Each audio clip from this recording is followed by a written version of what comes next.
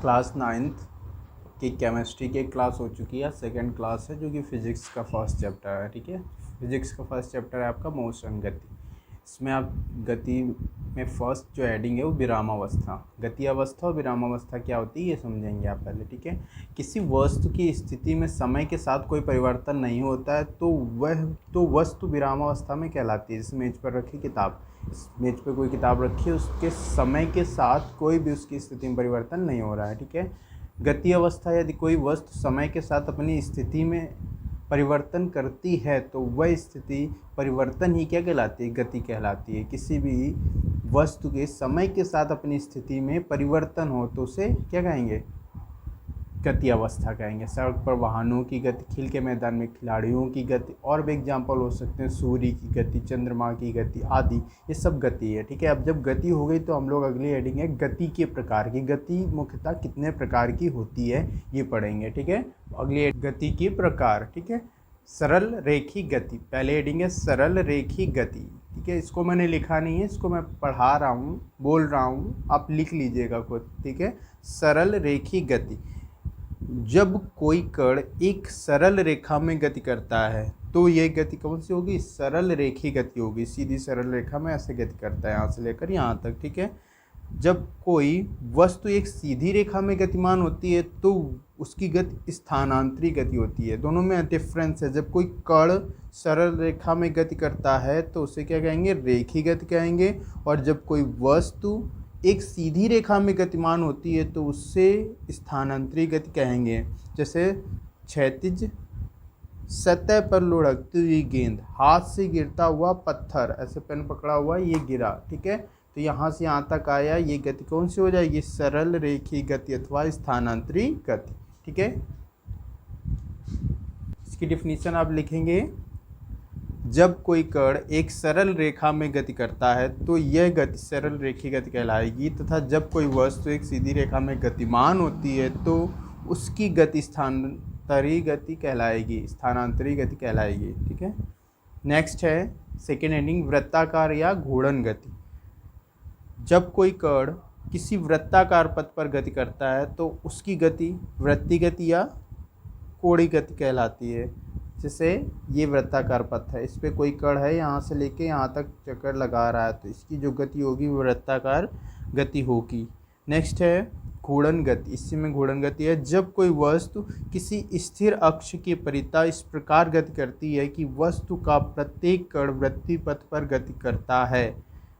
मैं एक बार रिपीट कर रहा हूँ, जब कोई वस्तु किसी स्थिर अक्ष के परितः इस प्रकार गति करती है कि वस्तु का प्रत्येक कण वृत्तीय पथ पर गति करता है तो एवं समस्त वृत्तीय पथों का केंद्र उसके अक्ष पर होता है तो उसकी गति घूर्णन गति कहलाती है। जैसे दरवाजे में गति होती है, दरवाजे का एक सिरा बंद स्थिर रहता है और दरवाज़ा खोलते और बंद करते हैं, तो ये स्थिर अक्ष हो गई। ठीक है, स्थिर अक्ष हो गई, और यहाँ पे जो कण होंगे वो सभी दरवाज़ा खोलेंगे बंद करेंगे तो वृत्तीय पथ पर गति करेंगे। तो ये कौन सी गति हो गई, घूर्णन गति। एक बार दोनों परिभाषाएं रिपीट कर रहा हूँ मैं, इनको आपको लिखना है स्फेयर कॉपी में। जब कोई कण किसी वृत्ताकार मार्ग पर गति करता है तो उसकी गति वृत्तीय गति या कोणीय गति कहलाती है। जैसे धागे में बंधे पत्थर को घुमाना। दूसरा घूर्णन गति है, जब कोई वस्तु किसी स्थिर अक्ष के परितः इस प्रकार गति करती है कि वस्तु का प्रत्येक कण वृत्तीय पथ पर गति करता है एवं समस्त वृत्तीय पथों का केंद्र उसके अक्ष पर होता है तो वस्तु की गति घूर्णन गति कहलाती है। जिससे दरवाजे की गति आप एग्जाम्पल ले सकते हैं। नेक्स्ट है दोलन गति अथवा कंपनिक गति। जब कोई वस्तु किसी निश्चित बिंदु के इधर उधर सरल रेखीय पथ पर गति करती है तो दोलनीय गति कहलाती है। निश्चित बिंदु के इधर उधर, इधर गई फिर इधर आई, इधर उधर सरल रेखीय पथ पर गति करती है तो इसे दोलनीय गति कहेंगे। दोलन करने वाली वस्तु का इसकी माध्य स्थिति की एक और अधिकतम विस्थापन, यहाँ से मान लीजिए माध्य स्थिति है, एक और अधिकतम विस्थापन आयाम कहलाता है। यदि आयाम कम है तो उसकी गति कंपनिक गति कहलाती है। अब घड़ी की पेंडुलम की गति भी आपका दोलन गति का एग्जाम्पल है। इस तरह से दोलन करती है और ये माध्य स्थिति हो गई। एक और जितनी दूर जाएगी वो इसका आयाम होगा। एक और जितनी दूर विस्थापन जितनी अधिक दूरी कवर करेगी उसे आयाम कहेंगे। इसको भी लिखना है आपको। जब कोई वस्तु एक निश्चित बिंदु के इधर उधर एक सरल रेखीय पथ पर गति करती है तो यह गति दोलन गति कहलाती है। दोलन करने वाली वस्तु का इसकी माध्य स्थिति की ओर अधिकतम विस्थापन आयाम कहलाता है।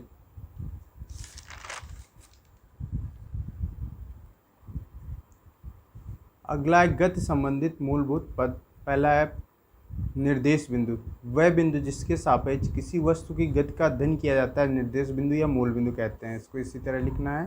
दूसरा है दूरी, किसी गतिशील वस्तु द्वारा किसी समय में तय किए गए पथ की लंबाई उस वस्तु द्वारा चली गई दूरी कहलाती है। ये राशि अदिश राशि है, इसका मात्रक मीटर होता है। विस्थापन, किसी गतिशील वस्तु की प्रारंभिक एवं अंतिम स्थितियों के बीच की न्यूनतम दूरी को वस्तु का विस्थापन कहते हैं। ये एक सदिश राशि है, इसका मात्रक मीटर होता है। ठीक है, एक बार दूरी और विस्थापन को यहाँ पे समझ लेंगे।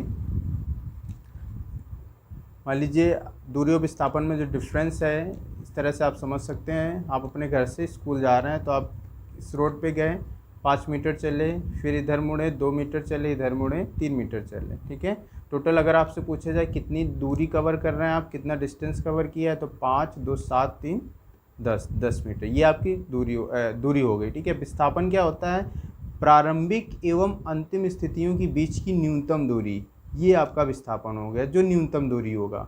ठीक है, इससे विस्थापन कहते हैं। ये मेन डिफरेंस विस्थापन और दूरी में होता है। ये विस्थापन और दूरी की डिफिनीशन मैंने इधर लिखी थी, इसका स्क्रीनशॉट ले लीजिए और इसको अपनी कॉपी में नोट्स बना के नोट कर लेंगे। और इधर वाला पेज भी नोट करना है आपको। साथ ही ये डिफिनीशन मैंने बोली है, इनको भी आपको अपनी कॉपी में लिखनी है वीडियो से ही।